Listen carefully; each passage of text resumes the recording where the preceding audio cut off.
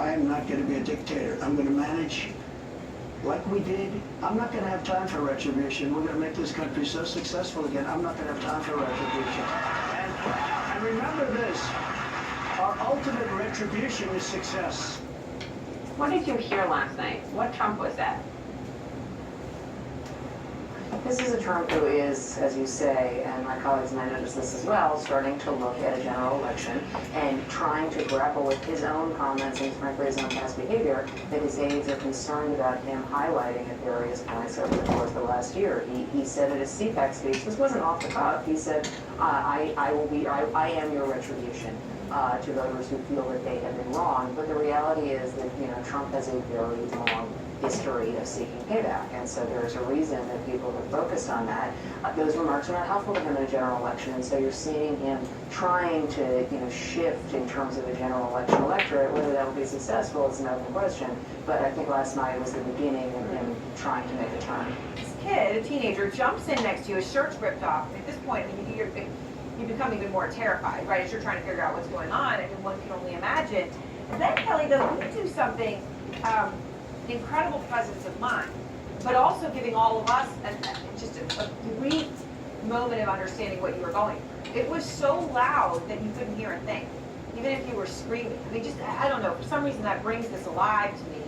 And so you take your phone and use the Notes app to communicate with the teenager. So right. You're basically writing to him. So tell me about that. Yes, well, I mean, I kind of wanted to figure out what was going on, and when I looked over my shoulder, I saw a hole in the wall, and from my view, the seats were obstructing the bottom part of the wall, so I only could see the top, and I thought it was just the window. So I thought just the window had blown out, and I figured that was where he came from, and I asked him on my notes, because like you said, we couldn't talk, we had our masks on, plus the plane was very loud. So I asked him, are you hurt? Because I assumed that was where he came from, and I said, were you sitting there? And just through a little bit of chat, it wasn't much at all, but he told me that he was okay physically. I was worried. I was really worried.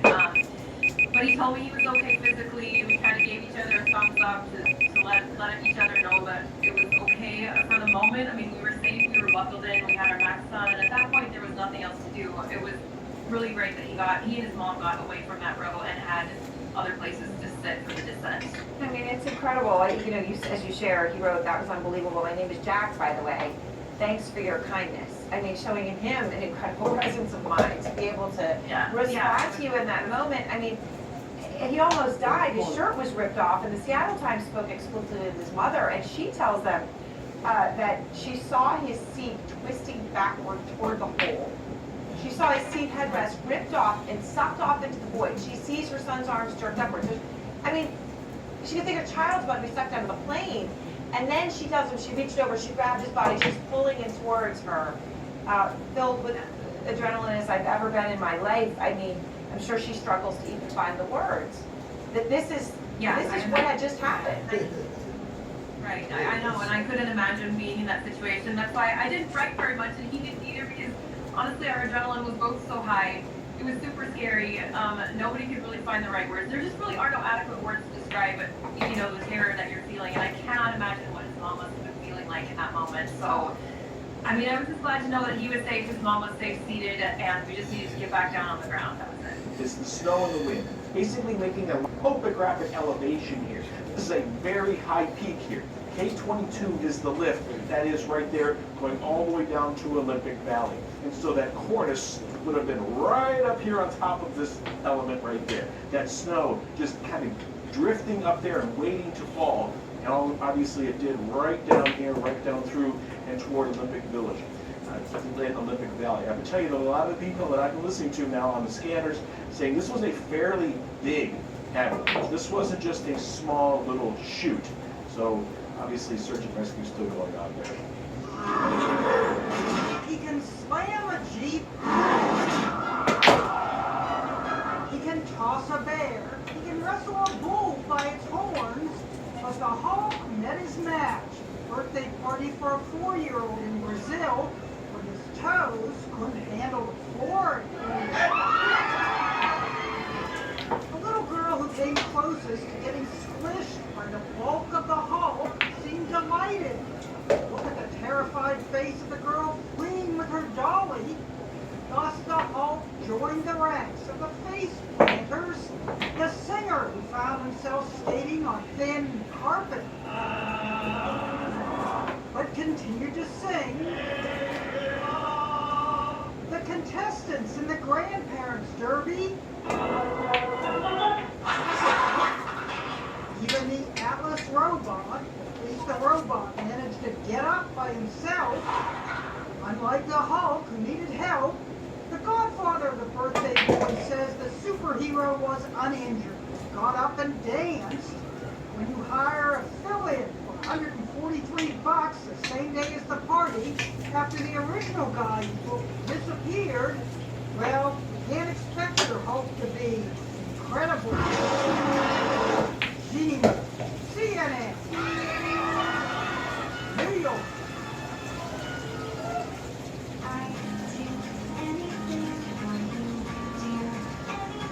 80% or more of your puppy's lifetime growth happens in the first year. That's why Hill's Science Diet Puppy Food has the nutrients they need and the prebiotic blend Active Biome Plus that supports healthy digestion. It's one of the many anythings at PetSmart for their first year. There will be people watching this who may have listened to the opening arguments by South Africa and said there was a very compelling argument here. Just explain further why it is that South Africa has taken up the mantle on this case and just how consequential this could be. The question of why South Africa goes to the very heart of the ANC's liberation struggle, Becky, and something that we heard from the mouth of the South African Justice Minister when we interviewed him yesterday. He quoted the words of Nelson Mandela, who said, South Africans will not be free until every Palestinian has been free. And this goes back historically to Israel's long-standing support for what had been the apartheid regime at the time. And again, Nelson Mandela, the ANC, placing their liberation struggle on a par and link to the struggle of the Palestinians. And in fact, when you look at that 84-page document that was their initial petition, and when you listen to the words of so many of their barristers today, what they said was not simply going over the facts that happened over the course of the last 3 months, but really putting this in a historical context of what they describe as the 75-year-long apartheid in Israel and the occupied territories. So there are extremely strong political ties between them, and yet the point of this case, the point of this petition, the point of the testimony we heard here today, this is something else the Justice Minister told us, is to get the politics out of this, the emotion out of this, and to get to the bare facts of what has gone on in Gaza, and to put that in front of the UN's highest court, to see what international law has to say, with all of the weight of the fact that the Genocide Convention, of course, Becky, was drawn up in 1948 in the wake of the Holocaust. And I think that has cast a long shadow as well over what we've heard from the South Africans and what we're likely to hear from the Israeli side tomorrow. Do have a listen to what the South African Justice Minister had to say. No armed attack on a state territory, no matter how serious, even an attack involving atrocity, was laid out according to the UN rapporteurs, the UN agencies, the facts of the matter so far, and it made for fairly chilling and sobering listening for much of the course of the day.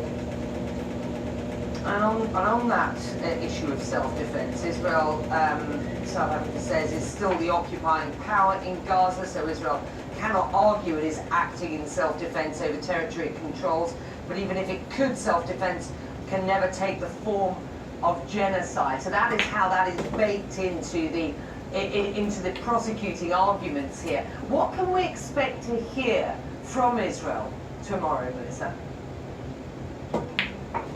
Well, again, I think what you heard today, because of the nature of these proceedings, the hearings of the South Africans in 3 hours rather than 2, as it was meant to be initially, at the request of the Israelis, that extra hour, those 3 hours today ahead of the Israeli defense was very much about South Africa preempting what it expects Israel's defense to be. So that question of self-defense was tackled head on, as was the question of what the court will be told. At one point you heard one of the Spanish barristers representing South Africa, look, we're not here to do theatrics, we're not here to show you too many videos, we're not here to do spectacle, we're here to consider the facts, we're here to lay it out before the law, and their case, they believe, is unanswerable.